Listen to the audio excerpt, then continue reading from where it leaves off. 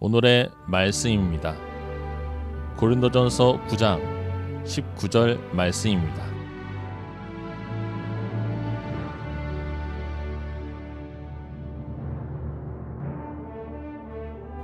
내가 모든 사람에게서 자유로우나 스스로 모든 사람에게 종이 된 것은 더 많은 사람을 얻고자 함이라. 2018년 낙원교회 표 제창하도록 합니다. 은혜가 머무는 교회. 이 시간에는 은혜가 흘러가는 방향이라고 하는 제목으로 말씀 전합니다. 찬양 들으면서 성도님들 얼굴을 잠시 뵈었는데 너무나 행복해 보이시는 모습으로 찬양 들으시는 분들도 계시고, 또 저는 잘 모르겠지만 마음에 많은 근심과 어려움으로 그 마음이 나뉘어지고 좀 분주하신 분들도 계신 것 같아요. 다른 모든 것 잠시 내려놓고 접어두고 이 시간 우리에게 주시는 하나님의 은혜의 말씀에 집중하시어 나를 향하신 하나님 아버지의 마음이 무엇인지 발견하시는 여러분 모두가 되어지시길 주님의 이름으로 축복합니다. 오늘은 바로 하나님의 그 놀라운 은혜의 방향에 대해서 함께 생각해 보려 합니다. 2017년 열심히 달려오신 분들, 또 새롭게 시작되어진 2018년을 준비하며 내가 얼마나 열심히 달려야 하는가를 다짐하시고 결정하셨을 거예요. 잘하셨습니다. 최선을 다하여 정직하게 열심히 달려가시죠. 그러나 여러분, 여기에 우리가 열심히 달리는 것보다 더 중요한 이야기가 있습니다. 우리가 인생 가운데 무엇인가를 하려고 할 때 진심을 담고 마음을 담고 열심을 담고 열정을 담아낼 때가 있죠. 그리고 우리가 그렇게 진심과 열심을 다할 수 있는 대상을 만나게 되어질 때, 그것이 일이 되건 사람이 되어지건 우리는 그를 통하여 내가 살아있다라고 하는 느낌을 갖게 되어집니다. 그렇게 인간의 삶 가운데 열정이라고 하는 것, 열심이라고 하는 것은 우리에게 무한한 에너지를 가져다 주는 것이죠.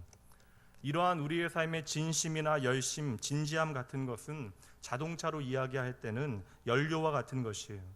그 연료라고 하는 것은 에너지나 힘이 되어지는 것이죠. 이 힘이 없으면 아무리 좋은 차라도 움직일 수 없는 것입니다. 그러나 여러분, 그 힘 자체가 우리가 가는 길을 옳은 방향으로 결정하고 선택하게 하는 그런 에너지가 되어질 수는 없다는 것입니다. 그러니 여러분, 우리가 힘이 있어 빨리 달리는 것과 좋은 방향을 선택하는 것은 전혀 다른 문제라는 것이죠.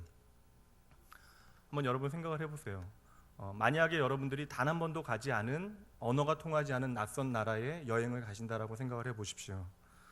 여러분이 자동차 여행을 하기로 마음을 먹고 차를 렌트했어요. 지금 여러분들 앞에 두 대의 차가 놓여 있습니다. 한 대는요 100m까지 5초 안에 도달할 수 있는 아주 고급 세단이거나 승용차가 놓여 있고요. 스포츠카가 놓여 있고요. 또 다른 한편에는 20년이 다 되어 가는 것처럼 보여지는 낡은 차가 놓여 있습니다. 그럼 여러분, 여러분의 여행을 위하여 어떤 차를 선택하시겠습니까? 새 차요. 너무나 뻔한 질문이죠. 그럼 여기에 단 한 가지의 컨디션, 조건을 하나 더 해보도록 할게요. 최고급 스포츠카에는 내비게이션이 없고요. 오래된 차에는 방금 업데이트 되어진 내비게이션이 달려 있습니다. 그럼 이제는 여러분 어떠한 차를 선택하시겠습니까? 아직도 스포츠카라고 얘기하시는 분들 계시는데 아직 철이 안 드신 거죠. 그런 분들과 같이 여행하시면 참으로 고생만 합니다. 바로 이 이야기입니다. 우리가 빨리 달리는 힘은요, 바로 우리의 진심과 열심의 문제인 것이고, 이제는 우리가 그러한 동력과 힘을 얻었다면 중요한 것은 방향의 문제라는 것이죠. 그때에도 만약에 우리가 힘에만 의지하고 빨리 달리는 것에만 집중하게 되어지면 그 자동차는 결코 우리가 원하는 목적지로 우리의 인생을 이끌어줄 수 없는 것입니다. 우리가 아무리 열심히 땀 흘리고 내 마음이 진심이라, 내 마음의 열정이 정직하다라고 이야기할지라도 그 힘을 발휘하는 방향이 잘못되어지면 그 열심과 진심은 언제나 우리의 삶에 큰 문제를 만들게 되어지는 것입니다. 물론 여러분, 내가 얼마나 열심을 다하였느냐, 내 마음이 얼마나 진심인가 하는 것은 중요한 문제예요. 그러한 자세는 우리에게 참으로 필요한 것입니다. 그러나 여러분, 진심과 나의 열심보다 더 중요한 것은 방향의 문제, 내가 어디를 향하여 가고 있는가의 문제인 것이죠. 우리가 지난주에는 우리의 삶이 하나님께서 만드시는 변화의 이야기, 우리의 삶에 담으시는 그 은혜의 이야기에 대하여 나누었다면, 오늘은 그 은혜가 흘러가야만 하는 방향에 대해서 함께 이야기하도록 하겠습니다. 오늘 말씀에 보면 고린도 교회를 향하여 바울 사도가 첫 번째 편지를 쓰고 있어요. 바울 사도의 지난 날을 바울은 이야기하면서 내가 젊을 때 얼마나 열심을 다하였고 마음을 다하였고 내 진심이 얼마나 정직했는가에 대하여 이야기합니다. 그리고 성경에는 그의 열심과 그의 진심이 참으로 정직하였다라고 그 모든 것들을 우리에게 보여주고 있어요. 그러나 그의 정직과 그의 진심이 만들어낸 일이 무엇인지를 우리는 잘 알고 있죠. 하나님을 향한 열심이라고 하는 명목 아래 예수 그리스도를 따르는 사람들을 핍박하고 결국 그들의 생명을 빼앗기까지 했던 것입니다. 그리고 더 나아가 이 도시에 있는 사람들뿐만 아니라 다른 도시에 있는 그리스도인들도 하나님의 이름으로 처단하기 위하여 지금 다메섹이라고 하는 도시를 향하여 달려가고 있는 것이에요. 그리고 성경은 그때가 바로 정오라고 이야기합니다. 지난주에도 사마리아 여인을 위하여 이야기할 때, 여인에 대하 이야기할 때 정오라고 하는 시간을 나누었는데, 중동 지역의 정오라고 하는 시간, 특별히 12시에서 한 3시, 4시까지의 시간은 절대적으로 사람이 쉬어야만 하는 시간입니다. 이것은 그냥 쉰다라고 하는 것에 의미가 있는 것이 아니라 그 시간을 쉬지 않으면 이것이 나의 건강과 생존의 문제와 직결되어지기 때문에 그러한 것이죠. 근데 바울 사도는 그 마음의 열심과 진심이 특심하여서 모두가 쉬어야만 하는 그 시간에도 열심히 달려갔다라는 것이에요. 그러니 여러분, 바울과 같은 마음이 아니었던 돈을 받고 일하는 직업 군인들은 그 길이 얼마나 짜증이 났을까 생각해 봐요. 이렇게 바울의 마음은 분명 진심이었고요, 그의 태도는 진지했고 그의 마음에는 열정과 헌신이 가득했습니다. 문제는 단 한 가지였죠. 무엇입니까? 방향이 문제였습니다. 예수님을 만나기 전까지 사울이었던 바울은 잘못된 열심과 진심으로 수많은 사람들을 핍박하고 죽음으로 내몰았죠. 그런데 그의 삶 가운데 예수 그리스도께서 찾아오시고 예수를 만나고 나서 그의 삶에 하나님의 은혜가 채워지게 되어지니 이제 그의 인생의 방향이 완전히 바뀌게 되어진 것입니다. 뜨거운 정오에 더 뜨거운 주님의 열정이 예수 그리스도의 그 은혜 가운데 바울을 만나실 그때에 바울은 그의 열심에 대하여 주님으로부터 책망받지 않아요. 예수님께서는 그의 진심에 대하여 열정에 대하여 탓하지 아니하십니다. 단 예수님께서는 그의 인생의 방향을 그 은혜로 바꾸어 주셨던 것이죠. 그리고 바울 사도는 오늘 시간이 흘러 오늘 본문의 말씀 가운데 나의 인생 가운데 하나님의 은혜로 바뀌어진 그 인생의 방향이 무엇인지를 고린도 교회를 향하여 소개해 주고 있는 것입니다. 세 가지로 그의 인생에 바뀌어진 그 방향을 함께 나누도록 합니다. 첫 번째, 바울은 이제 남은 나의 생애 가운데 사람을 얻기 위하여 나의 인생의 방향을 고정하겠다라고 말하고 있는데요. 19절 말씀 보도록 하시죠. 제가 먼저 읽도록 합니다. 내가 모든 사람에게서 자유로우나 스스로 모든 사람에게 종이 된 것은 함께 읽습니다. 더 많은 사람을 얻고자 함이라. 더 많은 사람을 얻고자 함이라. 이게 바울 사도의 첫 번째 인생의 방향이래요. 하나님의 은혜가 우리의 삶 가운데 넘쳐 흐르게 되어질 때 우리가 바라보아야 하는 인생의 방향, 그것은 사람이라는 것이죠. 그리고 이어지는 20절부터 22절까지의 말씀에 보면 우리가 더 많은 사람을 얻기 위하여 어떠한 일을 해야 하는가에 대하여 바울 사도가 설명하고 있는데요. 바울은 이렇게 말합니다. 유대인을 얻기 위해서는 제가 유대인과 같이 되었고 율법 아래 있는 자들을 위해서는 제가 율법 아래 있는 자들과 같이 되었고 율법 없는 자들을 위해서는 제가 율법 없는 자와 같이 되었고 약한 자들을 위해서 제가 약한 자가 되었습니다. 그리고 이어지는 22절 마지막 부분에서 이렇게 이유를 설명합니다. 제가 여러 사람에게 여러 모양으로 다가간 것, 여러 모양의 삶을 살아간 것은 부디 몇 사람이라도 구원하기 위해서입니다. 아멘. 바울 사도의 열심과 진정성은 예수를 만나기 전이나 예수를 만난 후나 동일해요. 그는 나면서부터 열정적이고 열심 있는 성품과 기질의 사람이었다라는 것이죠. 다만 바뀌어진 것은 딱 하나네요. 무엇입니까? 그의 인생의 방향이 예수 그리스도 안에서 바뀌어졌다라는 것입니다. 그리고 바울 사도는 나의 인생의 방향이 어떻게 바뀌어졌다라고 고백합니까? 나의 인생의 방향이 한 사람이라도 더 얻기 위하여 기꺼이 그와 같이 되어졌다라는 것이죠. 여기 계신 분들 가운데 사람 얻기를 싫어하시는 분들 계십니까? 어린이집의 꼬맹이들도 이렇게 관계 때문에, 친구 관계 때문에 스트레스를 받게 되어지죠. 사람은 누구나 사람 얻기를 좋아하고 그를 위하여 살아가게 되어져요. 혼자 되어지는 것을 좋아하는 사람은 아무도 없습니다. 도리어 내 주위에 많은 사람을 추구하고 그들과 함께 하다 보니까 때때로 우리가 피곤하여 홀로 있고 싶어하는 것이지, 그것은 우리의 존재가 홀로 존재할 수 있다는 것을 보여주는 증거가 아니죠. 이처럼 우리가 사람을 얻고 사람과 함께하는 것은 세상 모든 사람들의 나름의 소망이 되어지는 것이에요. 그래서 모든 사람들은 나의 사람을 만들기 위하여 돈도 쓰고 마음도 쓰고 시간도 쓰는 것이죠. 그런데 오늘 바울 사도는 사람을 얻기 위하여 노력한다라고 이야기하는데, 그가 노력하는 이유가 무엇이라고 말합니까? 세상과 조금은 이유가 다르잖아요. 세상의 사람들은 다른 사람을 부리기 위하여, 자신의 유익을 얻기 위하여, 관계 그 자체가 주어지는 즐거움을 누리기 위하여 사람을 얻고자 노력하게 되어지는데, 바울 사도는 아니래요.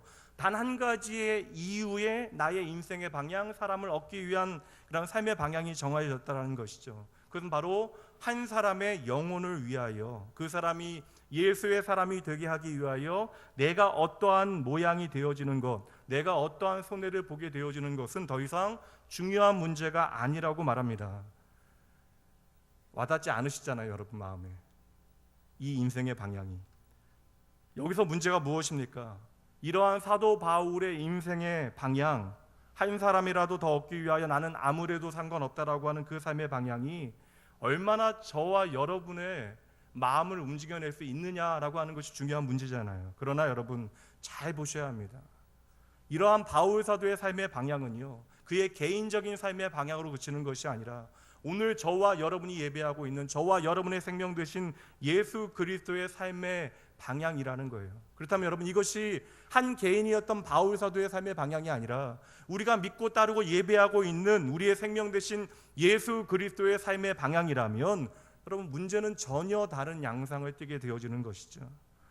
예수님께서 하나님의 나라를 이 땅 가운데 이루시기 위하여 이 땅의 공생의 기간 가운데 함께할 제자들을 부르시며 가장 먼저 그들에게 하신 말씀이 무엇입니까? 너희로, 1부나 2부나 비슷하네요. 너희로 사람을 낚는 어부가 되게 하리라.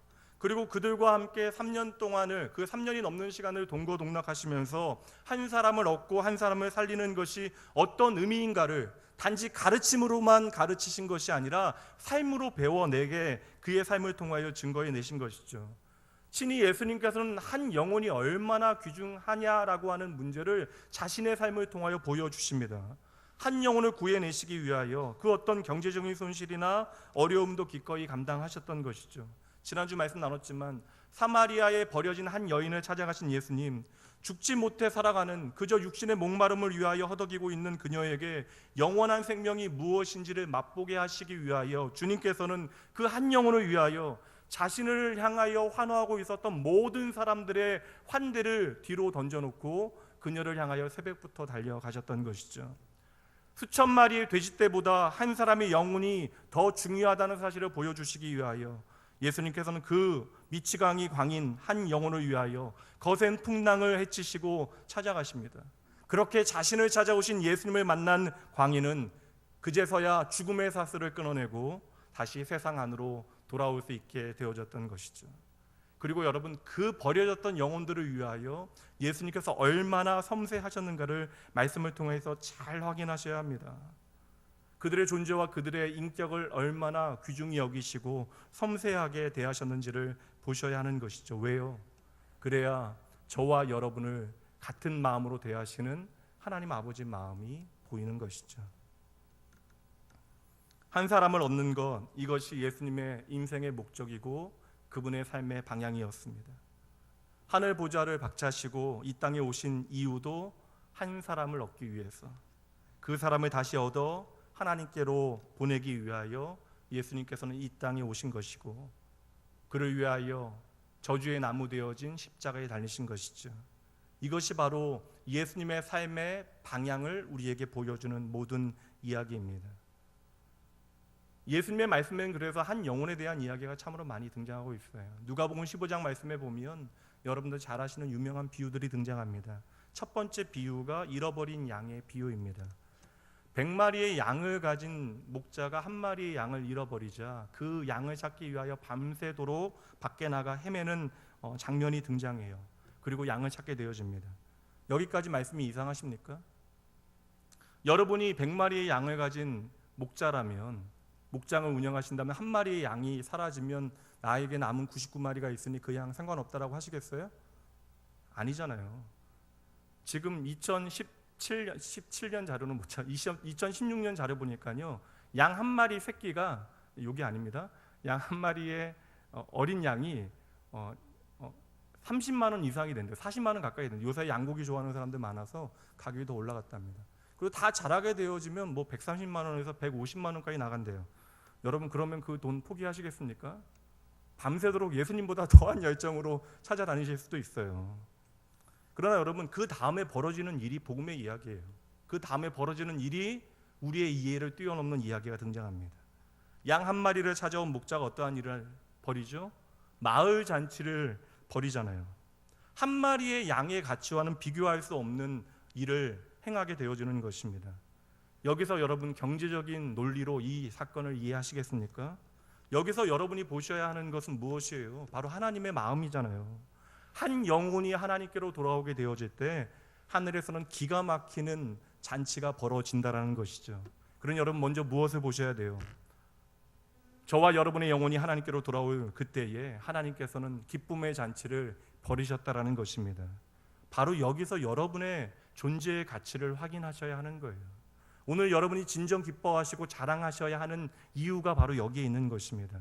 그러니 여러분, 오늘 바울 사도의 인생의 방향, 그 방향이 담겨져 있는 마음은요, 바울 사도에게서 시작되어진 것이 아니죠. 눈치채셨죠? 이 마음은 누구의 마음이에요? 바울 사도의 마음이 아니라 하나님의 마음, 예수님의 마음이었던 것이죠. 그러니 여러분, 오늘 말씀을 보시면서 먼저 그렇게 우리와 눈높이를 맞추기 위하여 우리에게 오신 분이 계시다라는 사실을 여러분 먼저 기억해내셔야 합니다. 많은 말씀 가운데 빌립보서 말씀 함께 나누기 원합니다. 빌립보서 2장 7절과 8절 말씀이요, 오히려 자기를 비워 종의 형체를 가지사 사람들과 같이 되셨고, 창조주 하나님, 전능하신 하나님이 바로 저와 여러분과 같이 되셨대요. 8절, 사람의 모양으로 나타나서 자기를 낮추시고 죽기까지 복종하셨으니 곧 십자가에 죽으심이라. 복음의 내용이 이것이니 세상 사람들은 이해할 수 없습니다. 높임을 받아야 되는 신이 복종을 하는 존재로 우리 가운데 존재했다라는 것이죠.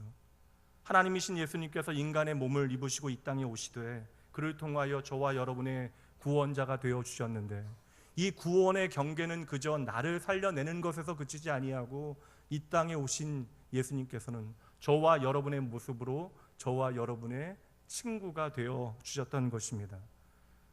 도무지 이해할 수 없지만 예수님께서는 저와 여러분이 그러한 가치가 있다라는 사실을 아셨다라는 것이지, 아니, 예수님께는 저와 여러분이 그러한 가치였다라는 것입니다. 이것이 바로 복음이잖아요.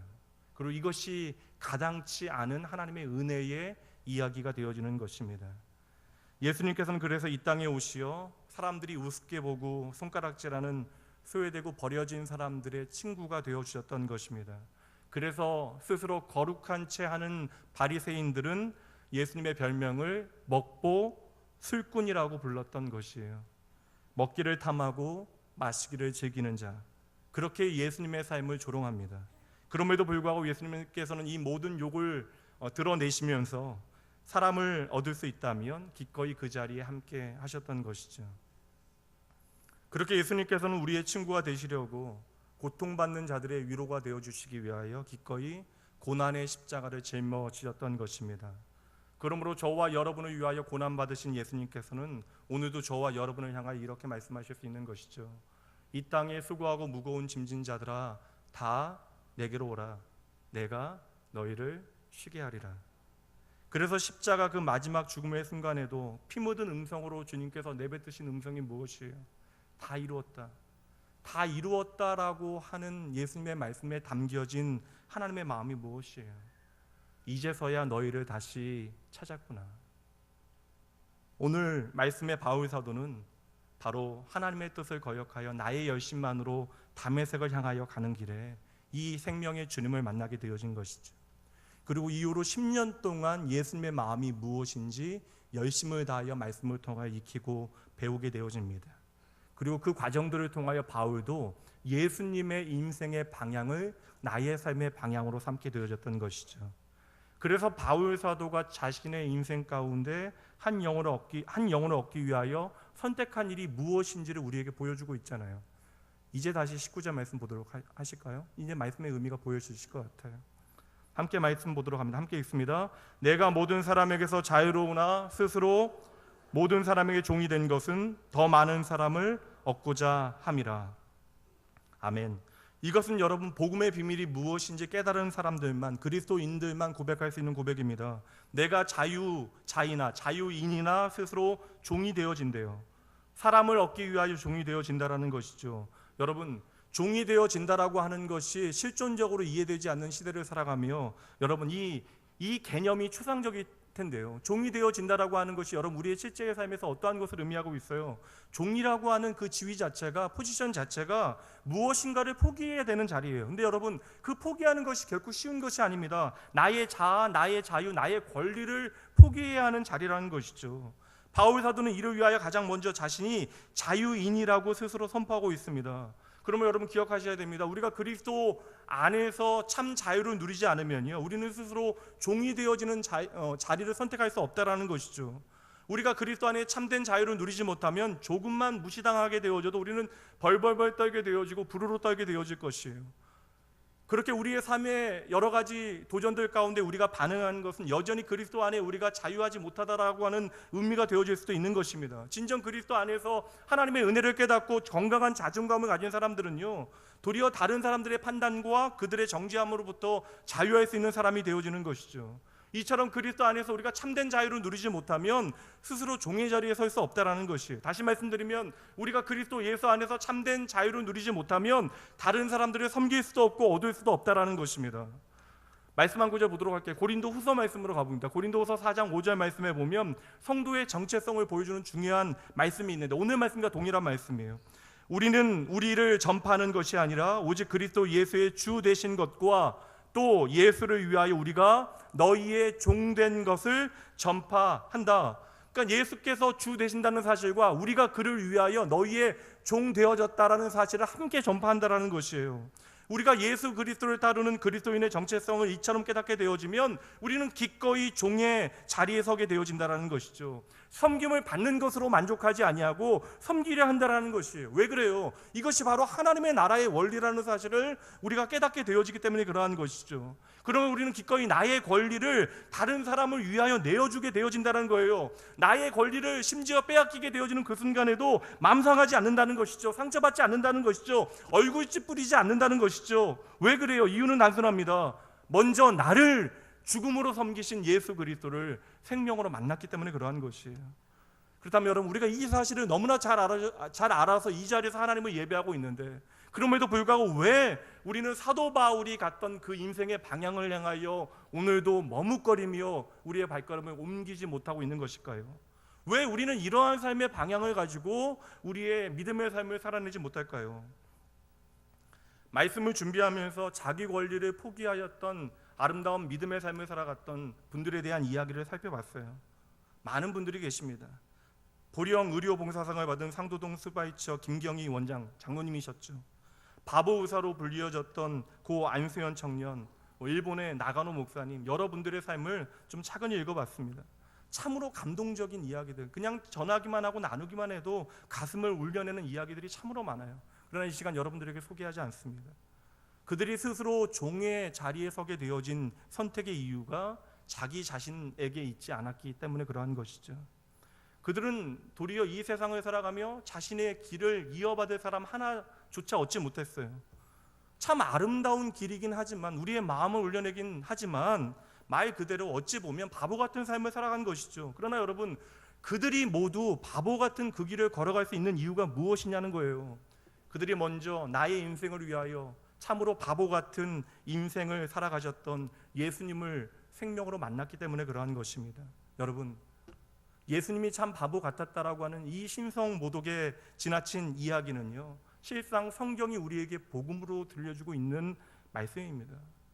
말씀을 보면 예수님이 얼마나 세상의 가치와 다른 바보 같은 삶을 살아가셨는가를 우리는 발견하게 되어지는 것이죠. 너무나 많은 말씀들이 담겨져 있지만 마태복음 말씀으로 가봅니다. 마태복음 27장 39절부터 보도록 할게요. 이 말씀들은요, 우리의 창조주 되신, 우리의 구원자 되신 예수님에 대한 말씀이에요. 전능하신 하나님에 대한 말씀입니다. 근데 보세요. 지나가는 자들은 자기 머리를 흔들며 예수를 모욕하여 이르되 성전을 헐고 사흘에 짓는 자여, 만일 내가 하나님의 아들이거든 자기를 구원하고 십자가에서 내려오라 하며, 그와 같이 대제사장들도 서기관들과 장로들과 함께 희롱하여 이르되 그가 남을 구원하였으되 자기는 구원할 수 없도다. 그가 이스라엘의 왕이로다. 지금 십자가에서 내려올지어다. 그리하면 우리가 믿겠노라. 그가 하나님을 신뢰하니 하나님이 원하시면 이제 그를 구원할지라. 그의 말이 나는 하나님의 아들이라 하였도다 하며 함께 십자가에 못 박힌 강도들도 이와 같이 욕하더라. 여러분, 이게 어찌 하나님의 모습일 수 있어요? 얼마나 비참하고 참혹한 죽음의 현장입니까? 과연 이 모습이 세상을 창조한 창조주 전능하신 하나님의 모습일 수 있는 것이에요? 그러니 여러분, 예수 그리스도께서 삶을 통하여 증거하는 그분의 복음은 세상의 모든 사람들에게 미련하게 보여지는 것이죠. 예수님은 노예처럼 채찍에 맞으셨고요, 도살의 짐승처럼 그 몸이 찢겨지셨고 더러운 걸레처럼 사람들의 발에 밟히어지셨습니다. 그렇습니다. 말씀대로 모든 사람들이 지금 십자가의 예수를 조롱하고 있습니다. 그렇게 예수님께서는 우리를 위하여 바보가 되어주셨던 것이죠. 그들은 정확하게 알고 있었던 거예요. 예수님께는 그 십자가에서 뛰어내리실 능력도, 당장 그들을 심판할 권세도 있으셨지만 그 모든 고통을 끝까지 침묵하며 참아내십니다. 그리고 그 저주의 나무에 달려 인류의 죄값, 너무 큰 이야기인가요? 바로 저와 여러분의 죄값을 다 치루어 주신 것이죠. 이것이 복음이에요. 왜 말이 안 됩니까? 참으로 바보 같은 사랑을 저와 여러분을 위하여 주신 것이죠. 그러니 여러분 잘 보셔야 됩니다. 이 바보 같은 하나님이신 예수님의 사랑을 은혜로 만난 사람만 복음을 부끄럽지 않게 여기는 거예요. 그 복음이 생명되어짐을 만났기 때문에 그러한 것이죠. 그리고 이 하나님의 은혜를 나의 삶의 구원으로 만난 사람만 스스로 종이 되기를 기뻐하는 것입니다. 왜요? 내 인생의 참된 주인을 만났기 때문인 것이죠. 여러분, 다시 묻습니다. 2018년 어떠한 계획을 가지고 계세요? 어떠한 일을 이루어내기를 원하십니까? 아니, 여러분, 이 땅을 살아갈 동안 여러분의 인생의 목적을 어디에 두고 살아가고 계십니까? 저는요, 예수 믿으면 잘 된다는 말 확신합니다. 예수 믿으면 반드시 복 받습니다. 그러나 여러분, 이 복이라고 하는 것이 세상에 예수를 모르는 사람들이 말하는 것과는 여러분 다른 모양이 되어줘야 하지 않겠어요? 그저 잘 되는 나, 더 잘 달리는 2018년이 여러분이 받을 복의 전부입니까? 흔히 말하는 고지론, 저 높이 올라가는 것이 기독교의 복의 전부가 아닙니다. 더 솔직히 말씀드리면요, 우리가 이 세상에서 높아지는 것, 많은 자랑을 나의 손에 가지게 되어지는 것은 하나님의 은혜의 상으로부터 떨어지는, 저는 부스러기 은혜라고 생각합니다. 물론 그것도 있어야죠. 그러나 여러분, 더 중요한 우리의 인생의 복이 무엇인지를 말씀을 통하여 확인하셔야 돼요. 도리어 복된 인생을 살기 위하여 주님께서 우리에게 교훈하시는 것은 무엇입니까? 그 삶을 통하여 증명해 내시잖아요. 끊임없이 우리로 하여금 더 낮은 자리에 임하래요. 더 낮은 자리로 내려가래요. 그리고 이것이 생명을 얻는 자리, 복을 얻는 자리라고 우리에게 말씀하시는 것입니다. 여러분, 기독교가 무엇인지 잘 보셔야 돼요. 기독교는요, 자유를 구하는 삶을 사는 것이 아니라 내 삶의 참된 주인을 구하는 삶을 살아가는 것입니다. 날이 가면 갈수록 예수님 없으면 나는 살아갈 수 없다라고 하는 진정한 고백을 주님께 드리는 것이 우리의 믿음의 길이 되어지는 것이죠. 하루하루 여러분, 세상 가운데 내 삶을 메어놓는 것이 아니라 나의 삶을 예수 그리스도의 이름 앞에 메어놓는 삶을 살아가는 것, 단단히 예수 그리스도의 복음에 나를 묶어놓는 것이 바로 우리가 걸어가야 되는 믿음의 길인 것입니다. 그러니 여러분, 성경이 말하고 있는 자기 부인은요, 불교나 다른 종교에서 말하는 자기를 내려놓는 과정이 아닙니다. 자기 부정의 과정에서 끝나는 것이 아니라는 것이에요. 성경이 말하고 있는 자기 부인은 무엇입니까? 내 인생의 참된 주인을 찾아가는 과정이 되어지는 것이죠. 여러분, 오늘 말씀을 진지하게 들어주셔야 돼요. 여러분들은 예수님의 부르심 앞에 지금 누군가를 얻기 위하여 기도하고 계십니까? 누군가를 얻기 위하여 기꺼이 예수 그리스도의 복음 앞에 그와 함께 되기를 기뻐하고 계세요? 지금 여러분의 마음 가운데 담겨져 있는 그 한 사람을 위하여 여러분들은 바른 인생의 방향을 걸어가고 계시냐는 것이에요. 영화부 유치부 교사 선생님들 한번 올라가 보세요. 제 설교보다 훨씬 더 은혜로운 모습을 그 영화부 유치부 예배 가운데 보여주고 계십니다. 제가 보기에는 다 젊어 보이시긴 하는데요. 유치부 영화부 교사도 다 40 넘으셨죠? 다 가장 젊은 분들이 40 정도, 40 다 넘으신 분들이, 제가 잘못 알고 있나요? 다 젊은 교사들이 40 넘으시고 60 넘으신 분들도 계세요. 제가 알기에는 뭐 젊어 보이셔서 그렇지 70에 가까운 분들도 계신 것 같습니다. 그런데 여러분, 율동을 하세요. 우스꽝스러운 옷을 입고 아이들 같은 모양으로 율동을 하고 계십니다. 왜요? 단 한 가지죠. 그 아이 하나님께로 인도하시라고. 그것 하나면 정말 충분한 것입니다. 이럴 때 아멘 하셔야 멋져 보이시는데요. 여러분, 이 자리에 여러분은 정말 사람을 얻기 위하여 무엇을 하고 계시냐는 거예요. 만약 내가 오늘 예수 그리스도의 복음 앞에서 나의 기득권과 나의 자유와 나의 권리를 기꺼이 포기하고 계시다면 여러분들은 지금 제대로 된 방향으로 인생의 여행을 걸어가고 계시다라는 것이죠. 그리고 여러분, 그 여행의 끝에는 반드시 여러분이 들어가게 되어질, 만나게 되어질 여러분의 집을 만나게 되어질 터인데, 그 집 앞에는 반드시 여러분을 위하여 환한 웃음을 띠고 계신 예수님께서 서 계실 것입니다. 그리고 여러분, 이렇게 멋진 믿음의 여행을 바른 방향으로 하게 되시면 예수님께서 기쁨으로 여러분 너른 품 안에 꽉 안아주실 것이에요. 종에게는 여러분 자신의 시간도 재물도 체력도 자기 것이 아니잖아요. 이 모든 것을 주인을 위하여 사용하는 것이 종의 본분입니다. 존재 목적이에요.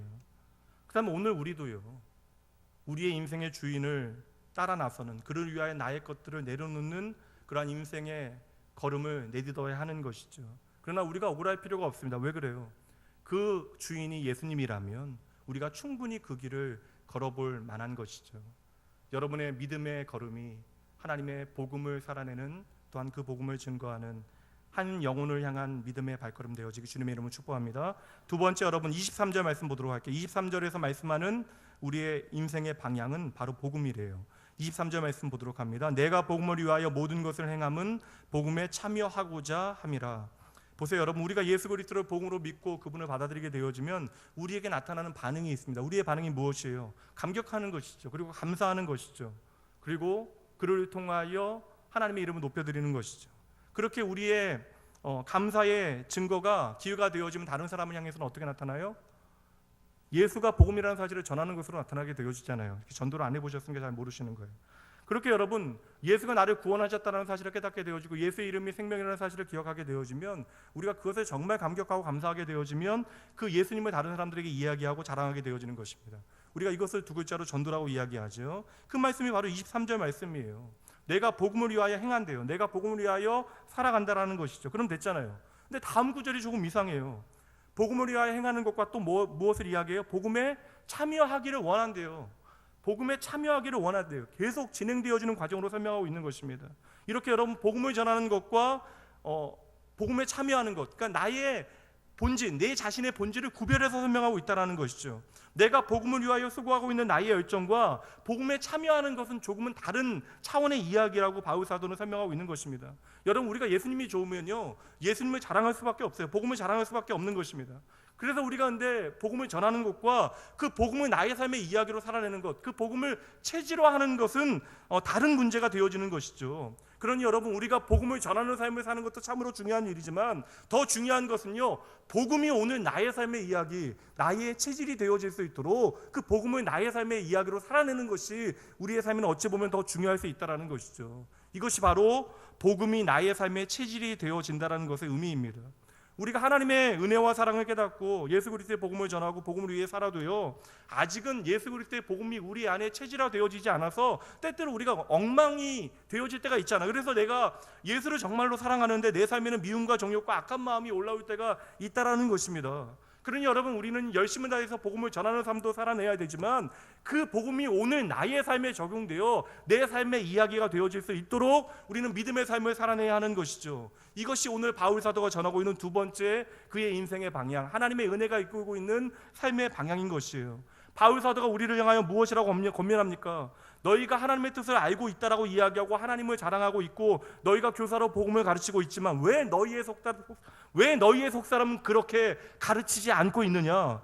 무슨 말이에요, 여러분? 우리가 복음을 자랑하고 복음을 기뻐하고 있지만 그 복음이 여전히 우리의 삶의 이야기, 나에게 체질화되어지지 않는 삶을 살아가고 있기에 바울 사도는 그러한 삶을 향하여 지금 강력한 도전을 던지고 있는 것이죠. 이스라엘은요, 예전부터 다이아몬드 세공이 아주 유명합니다. 그러다 보면 웃지 못할 일들이 벌어지곤 한대요. 한국에서 이스라엘로 여행을 가시는 분들 가운데 다이아몬드가 워낙 좋은 가격에 좋은 품질 좋은 다이아몬드가 거래되어지기 때문에 이스라엘에 가셔서 좀 과하게 다이아몬드를 구입하시는 분들이 계시대요. 그럼 여러분 어떠한 문제가 생깁니까? 세관을 너무 잘하시는 건 왜 그러신가요? 그럼 세관을 통과하게 되어지면 문제가 생기니까 가이드가 여러 가지 이제 정보를 준다라는 거예요. 그렇게 가져가시면 안 된다고, 껍질은 벗기시고 반지는 아예 끼고 가시라고 그렇게 이야기하는데, 그럼 여러분 여쭤볼게요. 대한민국에서 이스라엘로 여행을 가시는 분들은 대부분 불교 신자시잖아요. 대한민국으로 이스라엘로 여행 가는 90% 가까이는요 다 크리스찬들이에요.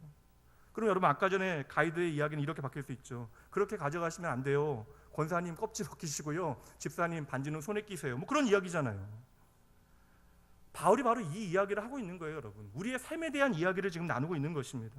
우리는 늘상 하나님을 사랑한다 이야기하고 복음을 위해서 살겠다라고 이야기하는데, 막상이요 그 복음의 가치가 우리의 가정에는, 우리의 삶의 자리에는, 우리의 이웃과 함께하는 삶의 이야기에는 잘 맞아 떨어지지 않는다라는 것이죠. 여전히 그 복음이 우리의 삶의 이야기가 되어지지 못하고 우리의 체질이 되어지지 못했다라는 것이에요. 그래서 바울 사도는요, 내가 열심을 다하여 복음을 전하는 일과 그 복음을 체질화하는 삶을 나의 인생의 방향으로 삼았다라고 이야기하는 것입니다.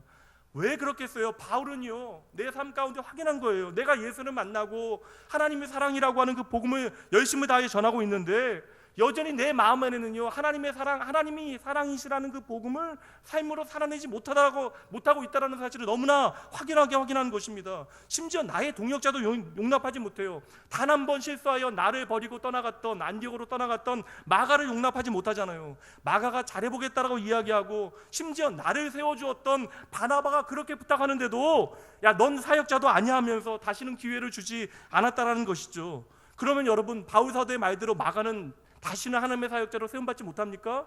훗날에 바울이 의지하는 믿음의 사람으로 성장하게 되어지죠. 그렇다면 여러분 바울은 단 한 번도 실수를 하지 않았어요? 아니잖아요. 그렇다면 여러분 또 한 번 제대로 살아볼 수 있는 기회를 줘야 하잖아요. 근데 잘 보세요 여러분, 바울 사도는 예수를 만나고 예수의 복음에 나의 삶 전체를 바치게 되어졌음에도 불구하고 여전히 나의 삶으로는 그 복음을 온전히 살아내지 못하는 나의 부족함과 연약함을 깨닫게 되어진 것이에요. 하나님은 사랑이시라는 사실을 전하고 있으면서도 여전히 내 마음속에 나의 형제 하나를 용납하지 못하고 있는 그 여유 없음을 보게 되어진 것이죠. 그러니 바울 사도는 내가 복음을 전하는 일이 참으로 중요하지만 이와 함께 예수 그리스도의 복음을 내 삶의 이야기로 살아내겠다라고 하는 것을 삶의 방향으로 정한 것입니다. 로마서에서 바울 사도는 이것을 구원의 단계로 집어넣고 있어요. 좀 어려운 말로는 성화라고 이야기하는 것입니다.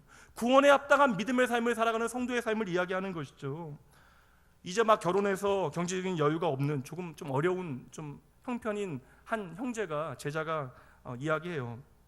운전을 하다 접촉사고를 냈대요. 그러니까 주차되어져 있는 차를 뒤에 이렇게 범퍼를 약간 긁었대요. 근데 사람이 본능적으로 자기도 모르게 밤 시간이라 주변에 사람이 없는가를 살폈대요. 사고가 나면 해야 되는 일이 있는데 사고가 나자마자 주변에 사람이 없는가를 살피게 되어지고 내려서 보니까 아주 조그만 스크래치가 났다고, 그러니까 조그만 아주 상처가 났대요. 그러니까 사고를 낸 사람은 언제나 조그마잖아요. 그러니까 보세요. 근데 여러분 그 짧은 시간에 내려서 보니까 순간적으로 그 사고를 낸 차에 블랙박스가 없다라는 사실까지 눈에 들어오더래요. 야, 참 신기하죠. 그래서 그냥 갈까 하다가 내가 모태신앙이고 예수님을 그렇게 사랑한다 이야기하고 주일학교 교사로 일하고 있는데 예수님이 보고 계시다라는 확신을 가지고 연락처를 남기고 보험사에 사고 접수를 미리 해놨대요. 근데 나중에 보니까 지나치게 수리비를 청구했다라는 거예요. 뒤에 살짝 작은 기스를 냈는데 옆 부분까지 한꺼번에 그 기회에 다 고쳐버린 거예요. 사고 나지 않은 부분까지 사고 신고를 한 것이죠. 내가 베푼 선의에 악의로 응답한 것입니다. 주변 사람들이 왜 바보 같은 짓을 했냐라고 절레절레 고개를 흔들고, 심지어 결혼한 아내조차, 그 믿음의 자매조차도 정말 바보 같은 짓을 했다라고 화를 내더래요. 제가 위로하면서 한마디 했습니다. 참 바보 같은 짓을 했구나. 그래도 여러분 그 바보 같은 짓은 하나님께서 인정하시는 바보 짓이잖아요. 적어도 하나님이 나의 삶을 지켜보고 계신다는 사실을 놓치지 않는 것, 예수의 복음이 여전히 내 삶의 능력이 되어짐을 잊지 않는 것, 여러분 이것이 정말 축복이 아닙니까? 여러분의 평생을 통하여 여러분이 전하는 예수의 복음이 여러분의 삶에 그대로 적용되어지는 귀한 은혜 있기를 주님의 이름으로 축복합니다. 이제 마지막 세 번째 방향 살피도록 하죠. 25절 말씀 보도록 할게요. 25절 말씀에 보면 미리 말씀드립니다. 바울 사도는 썩지 않을 상을 내 인생의 방향으로 삼았대요. 25절이요. 함께 읽어봅니다. 이기기를 다투는 자마다 모든 일에 절제하나니 그들은 썩을 승리자의 관을 얻고자 하되 우리는 썩지 아니할 것을 얻고자 하노라. 상을 목표로 삼는다라는 것이죠. 거북이와 토끼 이야기. 토끼와 거북이 이솝 우화 아시죠? 누가 그 경기에서 당연히 이겨야 하죠? 토끼죠. 어려운 질문이었나요?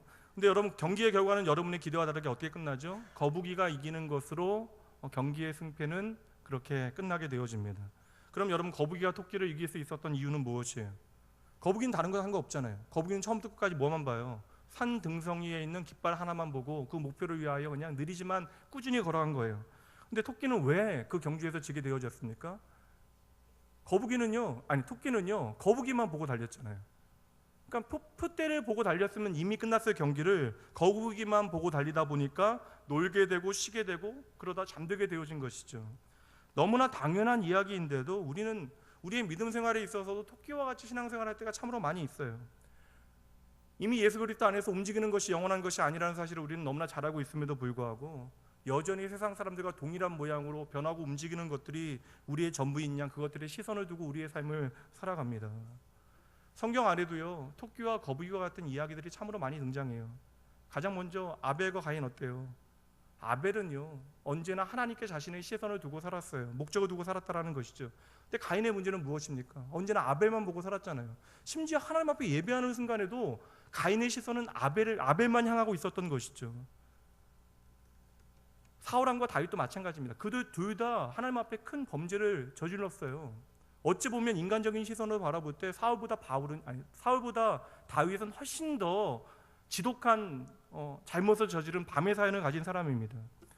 근데 여러분 보세요. 사울왕은 언제나 누구만 보고 그의 인생을 살아가요? 오랜 세월 다윗만 바라보며 살아가잖아요. 그러니 그의 삶에는요 샬롬이 없어요. 평안이 없습니다. 그러나 다윗은 때때로 실망하여 넘어지고 잘못할 때가 있지만 그럼에도 불구하고 그의 시선은 언제나 누구를 향하고 있어요? 하나님이잖아요. 그래서 다윗은 사망의 음침한 골짜기에 있을지라도 나와 함께 하시는 하나님으로 말미암아 참된 평안을 누릴 수 있게 되어지는 것입니다. 그러니 여러분 2018년 여러분의 삶의 성패는요 여러분의 인생의 목표를 어디에 두느냐에 달려있는 것이죠. 오늘 바울 사도는 상의 목적을 준대요. 근데 그 상은 썩지 않을 상이라는 것이죠. 이것은 여러분 뻔한 이야기가 아닙니다. 세상의 모든 사람들도 상을 쫓아 살아가지만 그 상은요 썩어질 상이라는 것이죠. 세상 모든 사람들은 그렇게 방향을 정해놓고 살아가기 때문에 믿음의 사람들도 때때로 마음이 흔들리게 되어지는 거예요. 근데 여러분 다시 한번 그럼 우리의 목표이신 예수 그리스도 한번 생각해 보세요. 오병이어의 기적 이후에 사람들이 너무나 많이 따라오자 주님께서는 배를 타고 도망가셨어요. 근데 배를 타고 사람들이 쫓아옵니다. 히트 치신 것이죠. 예수님의 사생팬이 너무나 많이 생긴 거예요. 그런데 그때 예수님께서 하신 말씀이 무엇입니까? 빵 한 조각으로 너희들 이렇게 호들갑 떨지 말아라. 내가 생명의 빵이다. 그러니 너희들은 나를 먹고 나를 마셔라. 나를 먹고 내 피를 마셔라라고 이야기하셨던 것이죠. 무슨 말씀이에요?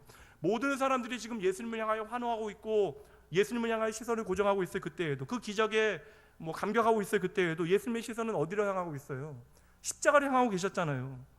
하나님의 마음이 흘러가고 있었던 그 십자가의 예수님의 삶의 방향이 고정되어졌다는 것이죠. 예수님께서 나사로를 살리셨습니다. 죽어서 썩었던 사람이 살아난 거예요. 마을 모든 사람들이 그 기적 앞에서 잔치를 벌입니다. 그런데 그 잔치 가운데 예수님께서 뭐라고 이야기하십니까? 너희가 나의 장례를 준비하는구나. 그 기쁨의 잔치 가운데서도 죽음을 말씀하신다고요. 이렇게 예수님의 시선은 이 땅 가운데 언제나 십자가를 향하고 계셨다는 거예요. 내가 무엇을 위하여 이 땅에 왔다라고 하는 사실을 단 한 번도 결코 잊지 아니하셨던 것이죠. 그래서 예수님께서 십자가에서 하실 수 있는 기도가 무엇이었습니까? 아버지, 저들을 용서하여 주시옵소서. 저들이 하는 일들을 저들이 알지 못합니다. 내가 환영을 받건 환영을 받지 못하건 예수님께서는 썩어지지 아니할 상을 향하여 하나님의 거룩하신 목적을 향하여 담담히 걸어가셨던 것이죠. 그분이 바로 저와 여러분의 생명의 주님이십니다. 그렇다면 이제 그분을 나의 생명으로 따르기로 결정한 여러분들은 어떠하셔야겠어요? 육체를 자랑하고 있는 자들을 향하여 바울 사도가 이렇게 고백합니다. 갈라디아서 6장 14절 말씀 보도록 할게요. 함께 읽어봅니다. 그러나 내게는 우리 주 예수 그리스도의 십자가 외에 결코 자랑할 것이 없나니 그리스도로 말미암아 세상이 나에 대하여 십자가에 못 박히고 내가 또한 세상에 대하여 그러하리라. 아멘. 예수님께서도 그러하셨는데 바울 사도도 나도 십자가를 향하여 가겠대요. 주인을 따라가는 종의 마음이잖아요. 그리고 이것이 영원히 썩지 않을 상을 받을 수 있는 방법이라는 사실을 바울은 바르게 알고 있었던 것입니다. 참으로 지혜로운 사람이에요. 성도 여러분, 여러분들은 진정 썩지 아니할 하나님의 상을 오늘 바라보고 계십니까? 하나님께서는 이 땅에 결코 썩지 아니할 것 하나를 남겨놓으셨대요. 그 말씀만 우리가 마지막으로 살피도록 하죠. 베드로전서 1장 말씀입니다. 23절부터 말씀 봅니다. 너희가 거듭난 것은 썩어질 씨로 된 것이 아니요 썩지 아니할 씨로 된 것이니 살아있고 항상 있는 하나님의 말씀으로 되었느니라. 그러므로 모든 육체는 풀과 같고 그 모든 영광은 풀의 꽃과 같으니 풀은 마르고 꽃은 떨어지되 함께 있습니다. 오직 주의 말씀은 세세토록 있도다 하였으니 너희에게 전한 복음이 곧 이 말씀이다. 영원히 썩지 아니할 예수 그리스도 또한 그분으로 말미암아 우리에게 주어지는 모든 것, 이 영원한 하나님의 말씀을 우리에게 남겨주셨대요. 그러니 여러분, 우리가 이 말씀 붙잡고 살면요, 이 땅에 우리가 가지고 있는 모든 것 하나님께로 우리의 자랑으로 가지고 갈 수 있다는 것이죠. 여러분 잘 보셔야 돼요. 말씀을 통하여 확인되어지지 않은 어떠한 것은요, 어떠한 것도, 이 땅의 어떠한 것도 하나님의 나라 문, 그 천국 문을 통과할 수 없습니다. 오직 하나님의 말씀을 따라 살았던 여러분의 삶의 이야기만 그 문을 통과할 수 있게 되어지는 것이죠. 한 사람을 얻기 위하여 살아갔던 여러분의 삶의 이야기, 복음을 전한 것뿐만 아니라 그 복음을 나의 삶의 이야기로 체질화하기 위하여 살아갔던 여러분의 때로는 힘겨웠던 삶의 모든 이야기들, 썩어질 가치를 향하여 살아가는 세상 가운데 썩지 아니할 영원한 가치를 위하여 하나님의 말씀을 청중하며 살아갔던 여러분의 삶의 이야기. 성도 여러분, 언젠가 여러분을 향하여 환히 웃으시는 주님 앞에서 이 모든 이야기 보따리 풀어놓고 행복하게 대화 나누실 날 곧 옵니다. 여러분, 그때까지 힘들 내셔야 합니다. 그리고 오직 하나님의 은혜 안에서 살아가셔야 해요. 그 은혜 안에서 여러분 2018년 한 해도 잘 해내실 겁니다. 크고 거창한 꿈만 이야기하지 마시고 이번 주 한 주 오직 하나님의 은혜 안에서 그 은혜를 여러분의 삶의 이야기로 풍성히 살아내시는 여러분 모두가 되어주시길 다시 한번 주님의 이름으로 축복하며 응원합니다. 우리의 고백을 담아 함께 찬양하도록 하죠.